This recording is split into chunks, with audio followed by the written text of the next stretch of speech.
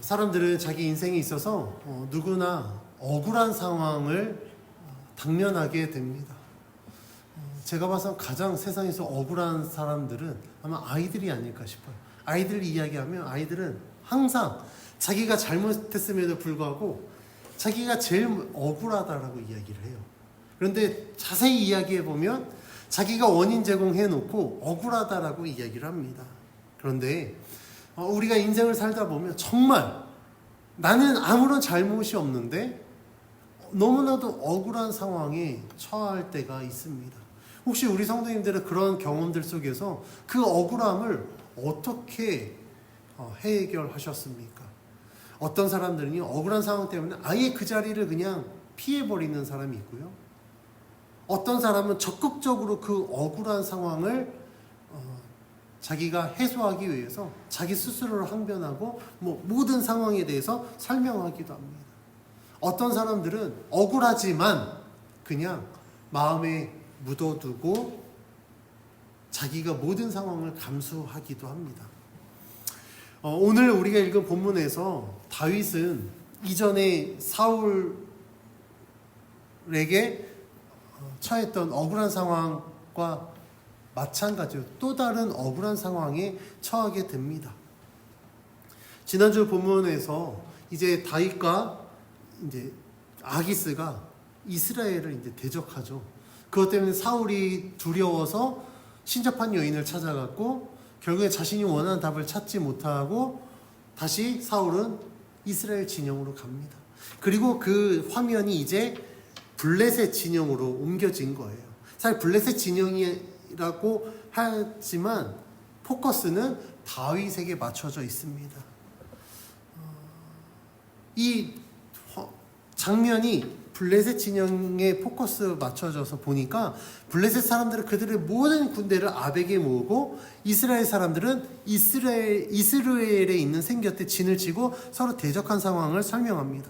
근데 블레셋 사람들의 수령들은요, 수백 명 또는 수천 명씩 인솔하여 나아가고 다윗은 아기스와 함께 그 뒤를 따라 나아갑니다. 이제 곧 블레셋과 이스라엘 전쟁이 임박했음을 성경이 말하고 있는 거예요. 근데 지금 상황에서 한 가지 큰 문제점이 있습니다. 그것은 무엇이냐면 다윗이 블레셋 편에 서서 이스라엘을 공격하게 된다는 거예요. 이것이 왜 큰 문제가 되겠습니까? 지금 다윗이 어떤 상황이죠? 하나님이 사무엘을 통해서 이스라엘 차기 왕으로 낙점하여서 기름 부은 상황입니다. 그런데 그 이스라엘의 왕이 될 다윗이 블레셋 편에서 이스라엘을 공격한다? 이스라엘과 전쟁을 치른다? 정치적으로 다윗에게 엄청난 치명타가 될 수밖에 없는 상황에 놓여져 있습니다. 만약에 정말 다윗이 블레셋 편에 서서 이스라엘을 쳤습니다. 어찌됐든 나중에 상황이 정리돼서 다시 이스라엘로 가서 왕이 되었을 때 과연 백성들이 이스라엘의 지도자들이 다윗을 왕으로 인정할 수 있을까요? 배신자 프레임이 씌워져서 절대 왕으로 인정 못할 겁니다. 아니, 블레셋 편에서 우리를 쳤던 자가 우리의 왕이 된다고? 우리 성도님들이 만약 이스라엘 백성이라면 이러한 왕 인정하실 수 있겠습니까? 아마도 우리나라 역사에서 친일파가 나중에 독립되고 난 이후에 나라의 왕이 되겠다라고 하는 거, 대통령이 되겠다는 거랑 똑같은 이야기예요. 그거는 그 나라, 그 민족의 역사에 있어서 굉장히 치욕스러운 상황으로 남을 겁니다. 그런데 여기에서 하나님이 다윗을 위하여서, 이스라엘을 위해서 하나님이 일하기 시작합니다. 아기스의 뒤를 따라 블레셋 군대와 함께하는 다윗을 보고 블레셋 사람들의 방백들이 들고 일어납니다. 그 내용이 오늘 보면 3절에 기록되어 있는데요. 3절 같이 봉독해 봅니다. 시작. 블레셋 사람들의 방백들이 이르되 이 히브리 사람들이 무엇을 하려느냐 하니 아기스가 블레셋 사람들의 방백들에게 이르되 이는 이스라엘 왕 사울의 신하 다윗이 아니냐. 그가 나와 함께 있은지 여러 날 여러 해로되 그가 망명하여 온 날부터 오늘까지 내가 그의 허물을 보지 못하였노라. 블레셋 사람들의 방백들은요, 다윗을 자신의 편으로 인정하지 않아요. 그래서 다윗과 그와 함께하는 자들을 지칭할 때 우리 편, 우리 사람이라고 표현하지 않고 히브리 사람들이라고 표현합니다. 철저하게 구분 짓는 거예요.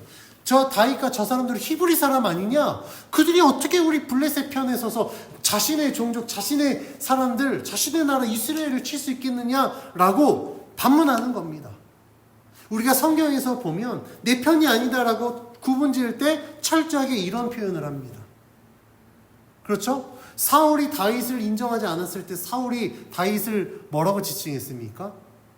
이새의 아들이라고 구분 지었어요. 오늘 본문에서도 아기스는 다윗이라고 명하였고, 직접적인 표현은 아니지만 아기스의 이 뉘앙스를 보면 아기스에게 다윗은 이미 내 사람이 된 겁니다. 내 편이었던 겁니다. 그런데 블레셋 사람들의 방백들은요, 아니에요. 철저하게 구분지어서 히브리 사람이라고 지칭하는 겁니다. 이 말은 너희와 우리는 달라. 그렇기 때문에 다윗과 너희 사람들은 우리 편이 될 수 없어. 그러니 우리는 너희와 함께 전쟁을 치를 수 없다라고 이야기를 하는 겁니다. 아주 강력한 표현인 거예요. 그러면서 아기스에게 아니 이스라엘에서 온 다윗이 우리를 위해서 이 전쟁을 위해서 무엇을 할 수 있냐라고 반문하고 있습니다. 그들은요 다윗과 그의 일행이 만약에 전쟁을 치른다고 치자고요. 근데 정말 중요한 순간에 그들이 마음을 바꿔서 블레셋 편이 아니라 이스라엘 편에서 우리를 공격한다면 치명타거든요. 왜냐하면 지금 다윗과 그의 사람들은요 아기스의 가장 근접거리에 있어요. 근데 전쟁에서 만약에 돌변해서 아기스를 보호하는 게 아니라 아기스를 공격하고 쳐버린다면 블레셋은 왕이 사라지는 거거든요. 그러니까 이 모든 가능성들을 염두에 두고 이 방백들이 강력하게 이야기를 하는 겁니다. 방백들의 이야기를 들은 아기스는요 그들의 말을 수용하는 게 오히려 다윗의 편을 듭니다. 아니 사울이 심하지만 그가 우리 블레셋으로 망명했어. 내가 그를 여러 날 여러 해 동안 봤는데 아무런 문제가 없었다 라고 이야기를 해요. 그런데 아기스의 이야기를 들은 이 방백들은 여전히 그 말을 신뢰하지 못합니다. 아니요, 다윗을 믿지 못하는 거예요. 그래서 4절 말씀에 이렇게 이야기합니다. 같이 봉독합니다. 시작. 블레셋 사람들의 방백들이 그에게 노한지라 블레셋 방백들이 그에게 이르되 이 사람을 돌려보내어 왕이 그에게 정하신 그 처소로 가게 하소서. 그는 우리와 함께 싸움에 내려가지 못하리니 그가 전장에서 우리의 대적이 될까 하나이다. 그가 무엇으로 그 주와 다시 화합하리이까? 이 사람들의 머리로 하지 아니하겠나이까? 방백들이 의심하는 거예요. 뭐라고요? 전장에서 갑자기 돌변화해서 우리 대적이 되면 왕 어떻게 하시겠습니까? 그러니 아예 그 싹을 잘라버리기 위해서 다윗 이번 전쟁에 참여시키지 마십시오. 그의 처소로 돌려보내십시오라고 이야기를 하는 겁니다.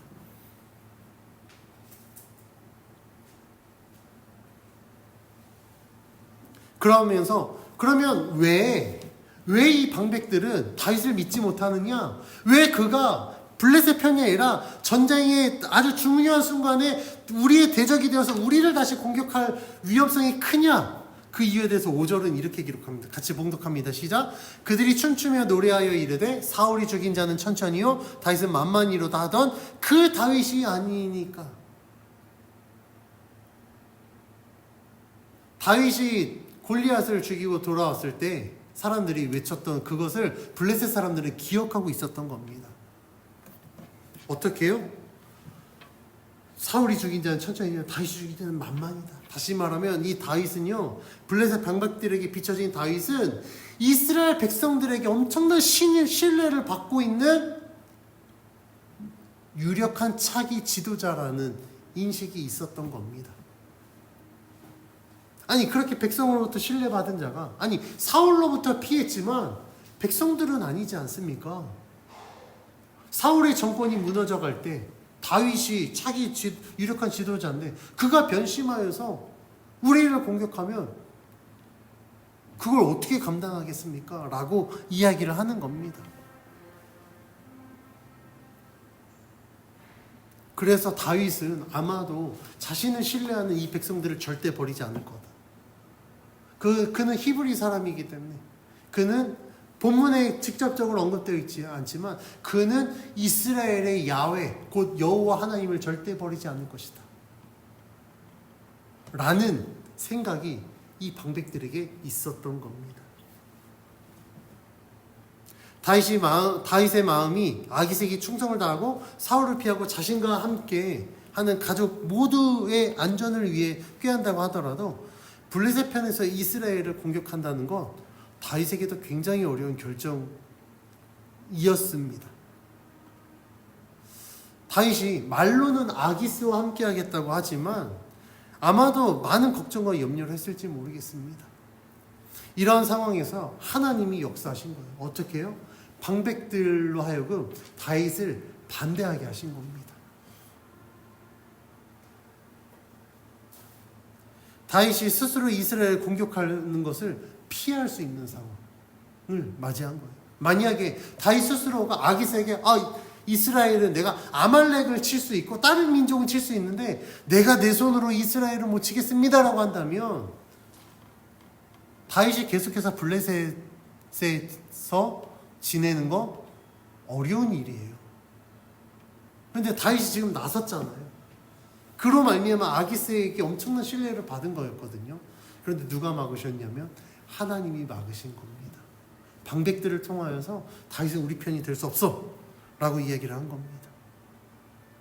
그런데 중요한 건 이게 왜 하나님이 역사하셨냐면 방백들을 통해서 다윗을 거부했지만 다윗을 향한 아기스의 신임은요 결코 사라지지 않았다는 거예요. 오히려 아기스가 방백들에게 다윗을 대변하는 오히려 다윗에 대한 신임이 더 견고해지고 있다는 것을 우리는 아기스의 이 말에서 알 수 있습니다. 자신은 다윗과 함께하고 싶었지만 방백들이 너무나도 강력하게 반대하니까 아기스가 다윗에게 갑니다. 그래서 그 모든 상황을 설명하고 자신의 마음을 이야기합니다. 그 내용이 6절에 기록되는데 우리 6절 같이 봉독합니다. 시작. 아기스가 다윗을 불러 그에게 이르되 여호와께서 살아계심을 두고 맹세하노니 내가 정직하여 내게 온 날부터 오늘까지 내게 악이 있음을 보지 못하였으니 나와 함께 진중에 출입하는 것이 내 생각에는 좋으나 수령들이 너를 좋아하지 아니하니. 아기스는요 다윗을 불러서 여호와께서 심지어 블레셋 사람이요 여호와의 살아계심을 두고 다윗에게 맹세합니다. 내가 너를 정말 신뢰한다. 나는 너에게 있어서 어떤 이상한 것도 찾지 못했다. 그래서 6절에서 다윗이 아기스에게 온 날부터 지금까지 어떤 악한 것을 내가 너 찾지 못했다라고 이야기를 합니다.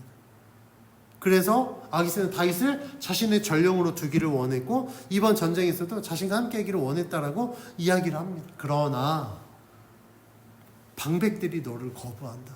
너를 반대한다. 너가 히브리 사람이었고 백성들이 너를 사울보다 더 높이 평가했고 본문에 기록되어 있지 않지만 너의 그 신앙과 믿음이 너무나도 완고하여 이스라엘의 하나님 여호와를 버리지 못한다라고 생각해서 너를 의심하고 있다. 너를 반대하고 있다.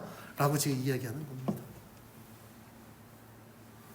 그래서 전쟁을 앞두고 이 진영 내부에서 친다윗파와 반다윗파의 어떤 진영의 어떤 분열이 우려가 되어 다윗에게 정중히 이야기합니다. 그냥 왕으로서 너 이번 전쟁에서 너 제외야가 아니라 굉장히 정중하게 이야기합니다.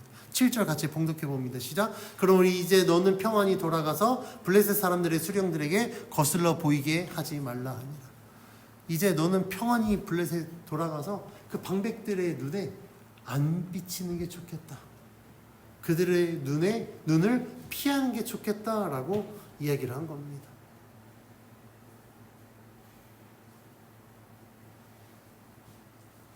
아기스는요 정말 다윗과 함께 하기를 원했지만 이 방백들의 반대로 인하여서 더 이상 다윗과 함께 할 수 없다는 걸 인정한 거예요. 그래서 그가 내린 결단은 다윗을 다시 블레셋으로 보내고 자신들만 전쟁을 치르는 거였습니다.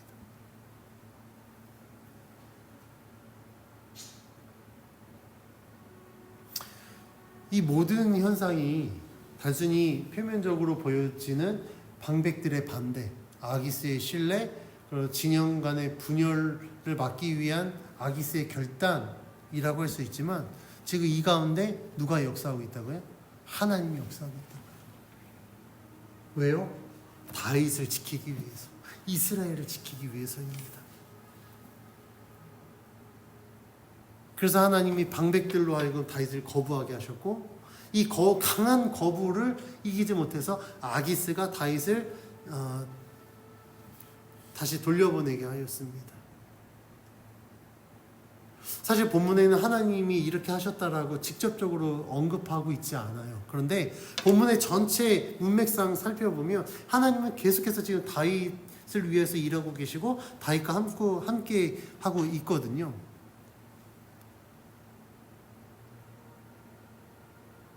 그래서 다윗이 이스라엘의 왕으로서 적합한 자다라는 사실을 성경은 은연중에 계속해서 강조하고 있습니다.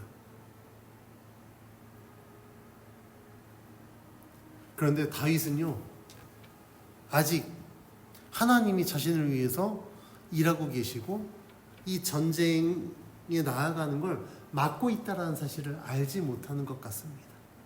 그래서 아기스의 이야기를 듣고 아기스에게 자신의 억울함을 호소합니다. 그 내용이 8절에 기록되는 우리 8절 같이 봉독합니다. 시작. 다윗은 아기스에게 이르되 내가 무엇을 하였나이까? 내가 당신 앞에 오늘까지 있는 동안에 당신이 종에게서 무엇을 보셨기에 내가 가서 내 주 왕의 원수와 싸우지 못하게 하시나이까 하니. 다윗은 자신을 거부한 블레셋 사람들 방백들의 이 얘기를 듣고 아기스에게 억울함을 호소해요. 내가 무엇을 잘못했습니까? 블레셋에 와서 내가 이스라엘 편을 들었습니까? 아니면 블레셋을 대적했습니까? 내가 뭐 역적을 도모했습니까? 저 아무것도 안 했는데 도대체 저한테 왜 그러시는 거예요? 라고 이야기를 하는 겁니다. 다윗은요, 정말 자신이 호소하고 있는 대로 자신은 너무나도 결백한데 이런 오해를 받고 있다는 사실이 굉장히 불편했을 겁니다. 억울했을 거예요. 그래서 아기스에게 자신의 결백함을 호소하고 있는 겁니다. 그런데 이 억울한 상황은요, 본문에만 등장하지 않아요. 이전에도 사울이 자신을 잡을 때 그 옷자락을 자르고 그의 물병을 가지고 가서 이야기했지 않습니까? 왕이여, 내가 왕에게 무엇을 잘못했길래 나를 죽이려 합니까? 나는 왕을 해야 할 생각이 전혀 없습니다. 라고 계속해서 이야기했거든요.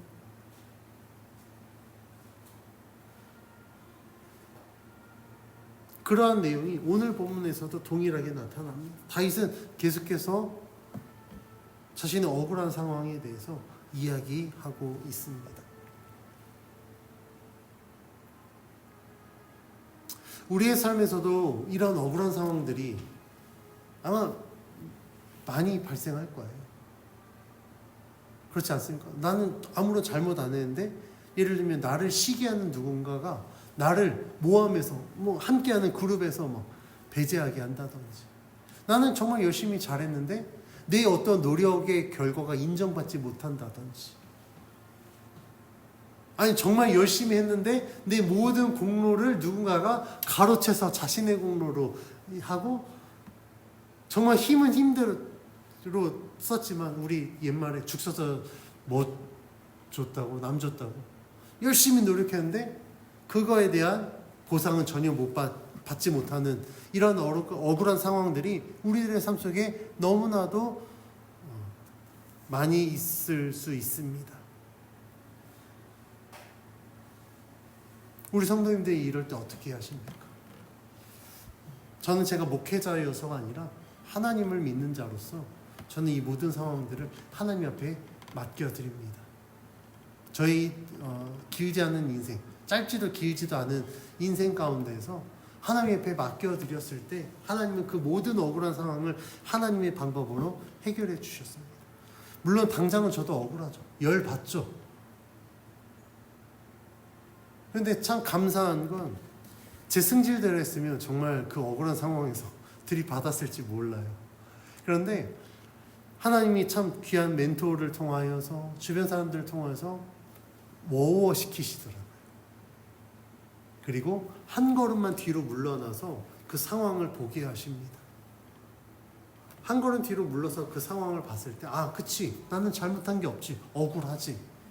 그러나 이 모든 상황을 하나님이 역사하시지. 내 억울함 누구보다도 하나님이 가장 잘 아실 거야. 이 억울한 상황 가운데 내가 누구보다 열심히 노력했고, 누구보다 정직했고, 누구보다 힘썼다라는 거, 지금 이 사람들은 몰라도, 이 세상은 몰라도 주님은 아시지.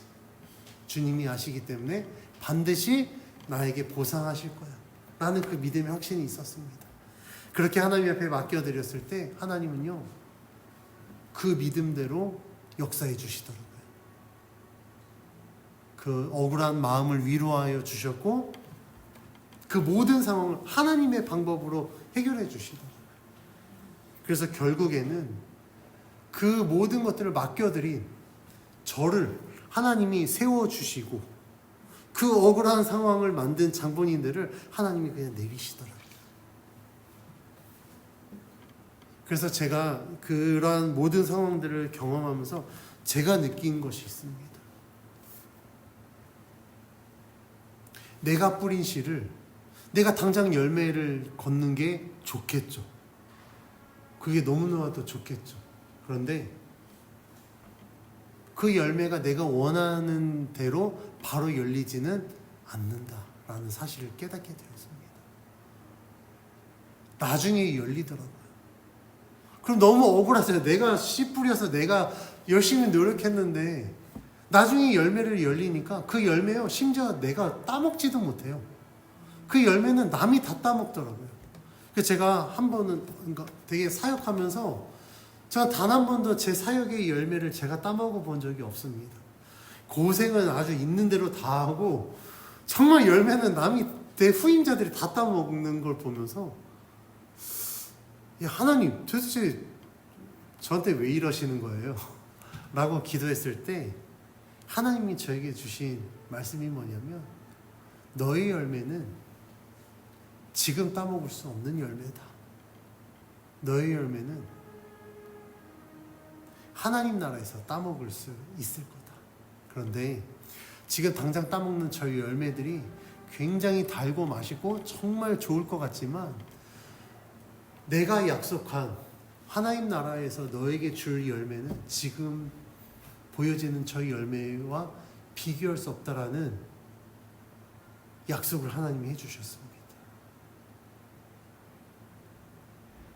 그 열매의 실체를 저는 아직도 모릅니다. 하나님과 말씀하셨으니까 그냥 저희 열매보다 좋겠지라는 것만 있지, 아직 내가 받아보지 않았기 때문에 그 실체는 알 수 없습니다. 그러나 제가 확신하는 건 하나님이 약속하셨기 때문에 그 열매는 반드시 존재한다는 사실이에요.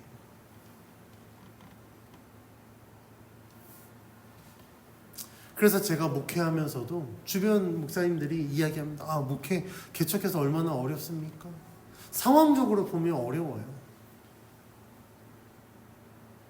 인간적인 마음으로 저도 우리 이 예배 자리가 넘쳐나고 막 부흥되고 그래서 일부 예배로 이게 소화가 안 돼서 막 1부, 2부 예배 드리고 막 그래서 소화가 안 돼서 막 더 넓은 예배당으로 이전하고 막 건물 짓고 해서 그런 부흥, 저란들 욕심이 없겠습니까? 저도 충분히 그러 누리고 싶고 욕심이 있을 수 있어요. 인간적인 마음으로는. 그러나 제가 하나님 앞에 하나님이 저를 개척시키셨을 때 하나님이 저에게 원하는 교회 모습은 그런 모습이 아니었거든요. 대형 교회를 이루려고 개척시키신 게 아니었고, 하나님이 분명히 저에게 약속하신 것이 있기 때문에 이런 상황 속에 제가 흔들리지 않는 거예요. 그렇지 않았으면 저 진짜 흔들렸을 겁니다. 왜냐면 제 주변에 개척했는데 이 상황이 원하는 대로 되지 않고, 막 처음에 개척 멤버들 많았는데 그 개척 멤버들이 중간에 막 떠나고 그로 인해서 상실하고, 막 성도 막 한 50명까지 됐는데 갑자기 뭐 절반 이상이 교회를 떠나고, 그것 때문에 정말 우울증에 시달리는 목회자들 굉장히 많거든요. 그런데 제가 흔들리지 않을 수 있는 이유는 하나님이 그 모든 상황 가운데 이미 저를 계속해서 훈련을 시키셨기 때문에, 하나님이 약속하신 그 열매를 바라보게 하셔서 상황 가운데 흔들리지 않는 겁니다. 그러면 어떻게 하면 우리가 그러한 상황들 속에서도 흔들리지 않는 믿음으로 살아갈 수 있을까? 영적으로 깨어 있어야 됩니다. 억울한 상황이지만 그곳 가운데 여전히 하나님은 일하고 계신다, 나와 함께 하신다라는 사실을 우리가 믿을 수 있는 건 내가 영적으로 깨어 있어야만 그 믿음을 가질 수 있습니다. 그래서 시편 기자는 시편 120편 1절에서 내가 환난 중에 있지만 내가 낙심하고 주를 원망하는 게 아니라 오히려 환난 중에 내가 주님께 부르짖는다라고 고백하고, 그렇게 부르짖었더니 주님이 나에게 응답하셨다라고 믿음으로 고백합니다.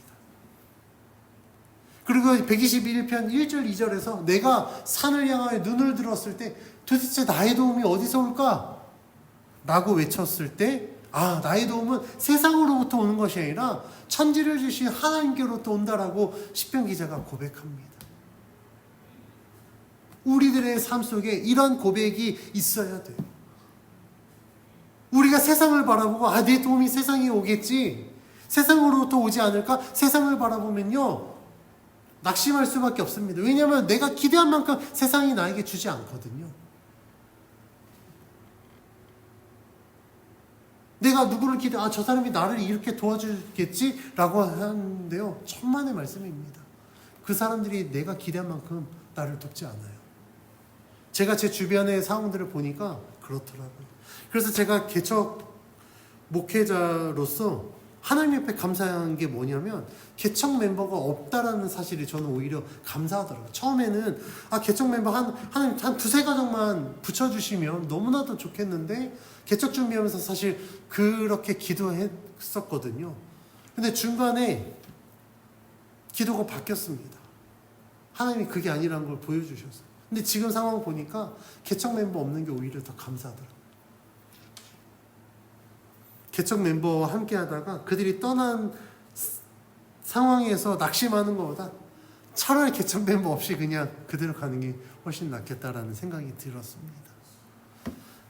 왜냐하면 그 개척 멤버니까 목회자들도요, 그 개척 멤버에 대한 기대감이 있더라고요. 그래서 자꾸 그들에게 의지하게 되고 그들을 바라보게 되고, 그것 때문에 개척 멤버들이 부담돼서 막 떠나고 이런 상황들이 있잖아요. 그런데 아예 없다 보니까 내가 기대할 곳은 오직 여호와 하나님밖에 없다, 내가 바라볼 분은 하나님밖에 없다. 그래서 이 시편 121편의 그 시편 기자의 고백처럼 저도 동일하게 고백합니다. 내가 눈을 들어 산을 향하여 눈을 들었을 때 나의 도움은 세상으로부터 오지 않지, 그러나 천지를 주신 여호와께서 나의 도움이 되셔서 나의 모든 것들을 하시니까 나는 오직 주님만 바라보겠습니다. 내가 환난 중에 있을지라도 내가 낙심하지 않겠습니다. 원망하지 않겠습니다. 나는 오히려 주님께 부르짖을 때 주님이 나에게 응답하실 줄 믿습니다라고 제가 그렇게 믿음으로 고백합니다. 우리 성도님들도 이런 믿음으로 사시기를 주의 이름으로 축원합니다. 오늘 시편 기자의 이런 고백이 오늘 본문에 있는 다윗에게 적용된다면, 지금 다윗이 굉장히 억울한 상황에 놓여 있잖아요. 그럼 다윗이 해야 될 일은 무엇입니까? 자신의 억울함을 호소하고 자신의 결백을 주장할 것이 아니라 시편 기자와 같이 나의 도움이 어디서 올고 나의 도움은 천지를 주신 여호와께 오지. 사울이 나를 그렇게 죽이려고 할 때 나를 보호하신 분이 여호와 하나님이시니까. 지금 이방 땅, 정말 아무것도 없는 이 블레셋 가운데 방백들이 나를 거부하고 나를 의심하고 나는 억울한 상황이지만 이 가운데도 그렇지, 여호와 하나님은 나와 함께 하시지. 그 하나님이 나를 지켜주시지. 무엇인가 하나님이 크신 계획하심이 있어서 나를 막으실 거야 라는 그런 믿음이 있어야 될 줄 믿습니다. 오늘 본문에서 하나님이 다윗을 지켜주시고 있다라는 사실이 9절에서 11절에 나타나는데, 우리 9절 11절 같이 봉독합니다. 시작. 아기스가 다윗에게 대답하여 이르되 내가 내 목전에 하나님의 전령같이 선한 것을 내가 아나 블레셋 사람들의 방백들은 말하기를 그가 우리와 함께 전장에 올라가지 못하리라 하니, 그런즉 너는 너와 함께 온 내 주의 신하들과 더불어 새벽에 일어나라. 너희는 새벽에 일어나서 발거든 곧 떠나라 하니라. 이에 다윗이 자기 사람들과 더불어 아침에 일찍이 일어나서 떠나 블레셋 사람들의 땅으로 돌아가고 블레셋 사람들은 이스라엘로 올라가니라.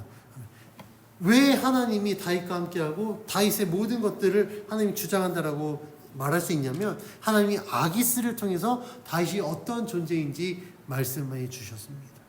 아기스가 다윗에게 9절에 뭐라고 이야기합니까? 하나님의 전령 같다라고 이야기해요. 이게 이스라엘 사람들의 입술을 통해서 고백한 게 아니라 하나님을 전혀 믿지 않는 아기스, 그의 입술을 통하여서 다윗 너는 하나님의 전령과 같은 자야. 이것은요, 하나님이 지금 다윗을 어떻게 생각하고 있는지 하나님의 생각을 말하는 거예요. 하나님에게 있어서 다윗은요, 전령일입니다. 우리 여자 성도님들 군대 안 가서 전령 잘 모르시죠? 전령이 뭐냐면요, 대장을 보호하는, 지금으로 따지면 대통령 비서실장이에요. 그러니까 대장의 가장 근거리에서 대장을 보호하고 대장을 수발 들고 대장을 그 모든 것들을 돕는 역할을 감당하는 게 전령입니다. 그러면 하나님의 전령이라는 건 다윗이 하나님의 가장 근거리에서 주를 위하여서 힘쓰는 자라는 사실이거든요. 근데 그게 누구를 통해서요? 아기스를 통해서 고백되어졌다라는 겁니다.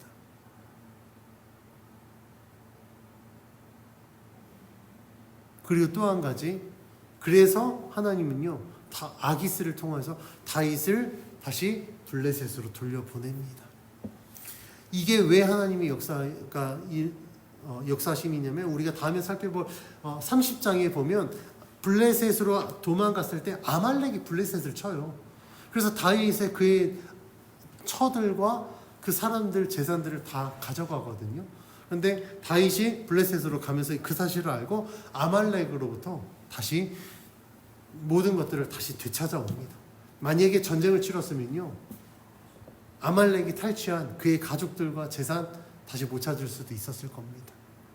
그러니까 하나님이요, 다윗에게 또 다른 역할을 부여하기 위해서 전쟁에 나아가는 걸 막고 블레셋으로 돌아가게 하신 거예요. 그러니까 우리가 상황만 보면, 그러니까 퍼즐과 같이 조각조각만 보면 도대체 이 그림이 무슨 그림인지 우리는 알 수 없습니다. 근데 퍼즐들이요, 딱딱딱딱 조각별로 맞춰서 다 맞춰지면 아, 이 그림이구나라는 걸 우리가 알게 됩니다.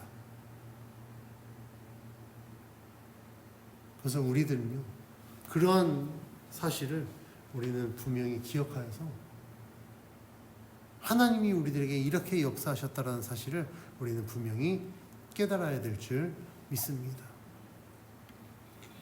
다윗은요,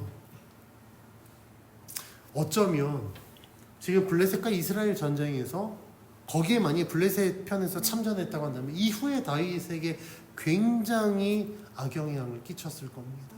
그런데 하나님이 막으신 덕분에 가장 위험한 순간을 피할 수 있었던 거예요. 이스라엘의 왕으로 낙점되어 기름 부음까지 받은 다윗이 자신의 나라, 자신이 통치해야 될 백성을 대적한다? 그리고 나중에 왕이 된다? 이거는 있을 수 없는 일입니다. 그런데 하나님께서 블레셋 방백들의 반대를 통하여서 다윗을 전쟁에서 제외시키셨습니다. 또한 다윗이 블레셋에 먼저 돌아갔을 때 그것을 쳤던 아말렉으로부터 자신의 부인과 재산을 되찾아올 수 있게 하나님이 만드셨어요. 이 모든 것들이 하나님의 역사와 섭리 가운데 이루어졌기 때문에 가능한 일이었습니다. 다윗과 같이 우리들의 삶에도 하나님이 보이지 않는 손이 일하고 있습니다. 하나님이 우리와 함께 하시기 때문에 하나님의 역사로 우리의 삶을 인도해 주십니다.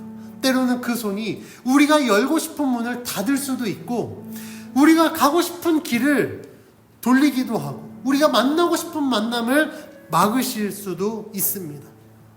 우리는 내가 원하는 것들이 막혔을 때 하나님을 원망할 수 있습니다. 그러나 우리는 생각해야 됩니다.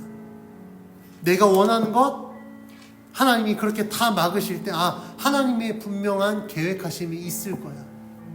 내 뜻보다 더 위대한 하나님께서 가장 완전한 것들로 역사하시기 때문에 하나님이 막으신 이유가 있을 거야 라는 생각을 가져야 됩니다. 하나님을 제대로 알고 믿는 자들은요, 이런 하나님의 계획하심을 신뢰합니다. 그 하나님의 역사하심을 믿습니다. 그래서 하나님이 다 막으셨다면 그러면 나에게 원하시는 것이 무엇입니까? 라고 하나님 앞에 기도합니다. 내가 하나님 뜻대로 행하겠습니다. 하나님 나에게 지혜를 주십시오라고 간구합니다. 그렇게 기도할 때 하나님은 우리들에게 하나님의 그 크신 뜻을 계획하심을 보여주실 겁니다. 우리가 삶의 모든 것이 막혔을 때 하나님이 우리를 자꾸 좁은 길로, 생명의 길로 이끄신다는 사실을 우리는 기억해야 됩니다. 내가 보고 판단하기에 최상일 수 있습니다. 그런데 그게 하나님이 보시기에는 최상이 아니기 때문에 막으신 거거든요. 내가 정말 성공할 수 있을 것 같은데 하나님이 보셨을 때 그것은 성공이 아니라 실패이니까 막으신 겁니다. 그래서 우리는 나의 짧은 지식과 그 경험을 바탕으로 판단하기보다 전지전능하신 그 하나님께서 계획하시고 이루실 것들을 우리는 신뢰해야 됩니다. 그러면 신실하신 하나님께서 우리의 삶 가운데 역사하셔서 하나님의 뜻을 이루게 하시고 하나님의 그 풍성한 은혜로 살아가게 하실 줄 믿습니다. 하나님을 믿는 자로서 너무나도 당연하지만 우리가 간과하는 사실이 있습니다. 그것은 무엇이냐면 내가 주를 믿는다라는 건 하나님을 내 삶의 주인으로 모시겠다라는 믿음의 결단인데 정작 우리들의 삶 속에서 하나님을 주인으로 모시지 못한다라는 거예요. 하나님의 뜻보다 내가 원하는 대로 판단하고 결정하고 행하려고 합니다. 우리들은요, 이러한 삶의 패턴을 바꿔야 돼요. 다시 한번 우리는 믿음을 결단해야 됩니다. 주님, 내가 주님을 믿습니다라는 표현은 내가 주님을 내 삶의 주인으로 모셔드립니다. 내 삶의 모든 것들을 주님 앞에 맡겨드립니다. 주의 인도하심을 따라 순종하겠습니다. 그러니 주님, 나와 함께 하시고 나를 주님의 그 선한 생명의 길로 인도해 주옵소서라는 그런 모든 함축적인 의미가 내가 주를 믿습니다라는 그 표현에 들어가 있는 겁니다. 그래서 우리는 하나님을 온전히 믿고 신뢰해야 됩니다. 하나님이 우리의 삶의 모든 것을 책임져 주신다는 사실을 기억하십시오. 주님은 절대 실수하지 않는 완전하신 하나님이십니다. 내가 주님 앞에 모든 것들을 맡겨드렸을 때 하나님은 하나님의 가장 완전한 방법들로 이루셔서 역사하셔서 우리를 생명의 길로 인도하실 줄 믿고 오늘도 그 믿음으로 주님 앞에 맡겨드려 승리하는 삶을 살아가는 저와 여러분이 되길 주의 이름으로 간절히 축원합니다.